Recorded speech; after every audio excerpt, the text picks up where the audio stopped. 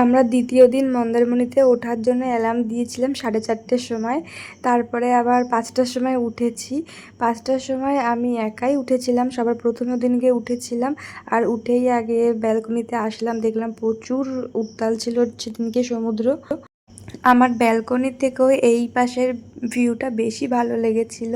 তো আমার সাথে তোমরাও দেখো, ভিউটা এত সুন্দর। আমি তো মানে এখানে এসেই বেশিরভাগ সময় দাঁড়িয়ে থাকি। তারপরে চোখে পড়লো এই লাল কাঁকড়াগুলো। এগুলো আগে কখনো দেখিনি, এখন দেখলাম এখানে, তার মানে ওরা সবসময়ই থাকে। তারপরে চলে আসলাম গেটটা খোলার জন্য, মানে গেটের দিকে যে খোলা আছে কি না, তাহলে একটু বাইরে বেরোবো, কিন্তু গেটটা তালা মারা। জিজ্ঞাসা করলাম, বললো 6টায় খুলবে, তখন বাজে 5টা 20 মতো।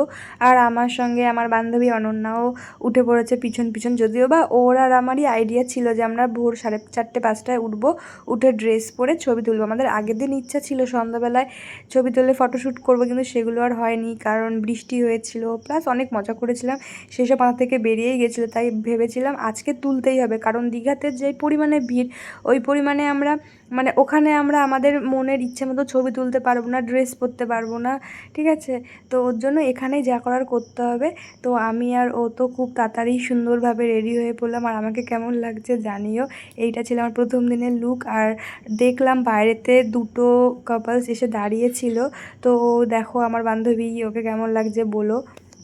দুইজনেই আমরা রেড রেড পরে নিয়েছিলাম। তারপরেও কিন্তু গেট খোলেনি, আমরা বললাম যে 6টা বাজে খোলো, তারপরে খুলে দিল। আর আমরা চলে আসলাম, এই পাশটার থেকে আমরা বেরোবো। তারপরে এসে তো আমরা শান্তির মতো ছবি ভিডিও যত ইচ্ছে তুলে নিলাম। মানে আমরা আগের দিনকেও রিলস দেখে নিয়েছিলাম যে কী কী করা যেতে পারে, প্রচুর পরিমাণে তুলে নিয়েছি ছবি ভিডিও। মানে আমি মনে হয় 1 মাস কভার করে ফেলবো এইসব পোস্ট করতে করতে, তোমরা পাগল হয়ে যাবে, এত ছবি ভিডিও করা হয়েছে। মানে যা মনে আসছিলো তাই করছিলাম। তারপরে সকাল সকাল আজকে আমাদের আইসক্রিম খেয়েই শুরু হলো, দিদি আমাদেরকে আইসক্রিম খাওয়ালো। মানে দিনের শুরুটা আজকে আইসক্রিম দিয়ে শুরু করলাম। তারপরে চলে আসলো আমাদের গরম গরম লুচি আর ঘুগনি, সেটা দিয়ে আজকে সকালে আমরা ব্রেকফাস্ট করলাম। তারপরে দাদা এদিকে অর্ডার করে দিয়েছিল আমাদের জন্য সিদ্ধ ডিম সকালবেলাতে। আমরা যারা যারা ঘুম থেকে উঠে গেছিলাম তারা তো খেয়ে নিয়েছি, তারপরে আরও যারা ছিল ওরা পরে এসে খেয়ে নিয়েছে। আর এদিকে দেখো বয়স্ক লোকরা দোলনা চড়ছিল, আমরা দোলনা চড়ার সুযোগই পাইনি একটুখানিকও।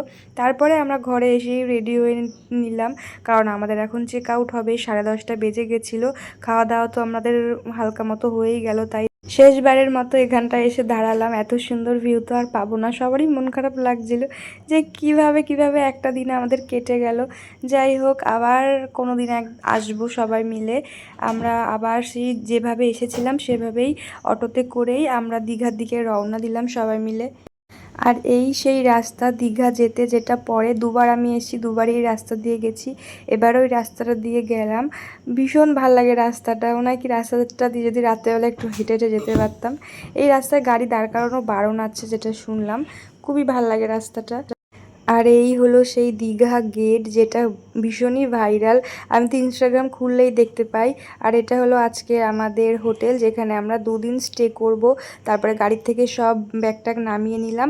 আর দাদা এখানে আমাদের সব কিছু যেগুলো ছিল সাইন টাইন করছিল, আধার কার্ড নিল, সব কিছু দাদাই করছিল। তো আজকের ভিডিওটা এটুকুই। আমরা দীঘাতে এসে এবার কি কি করলাম সবটাই তোমাদের পরের ভিডিওতে দেখাবো। টাটা।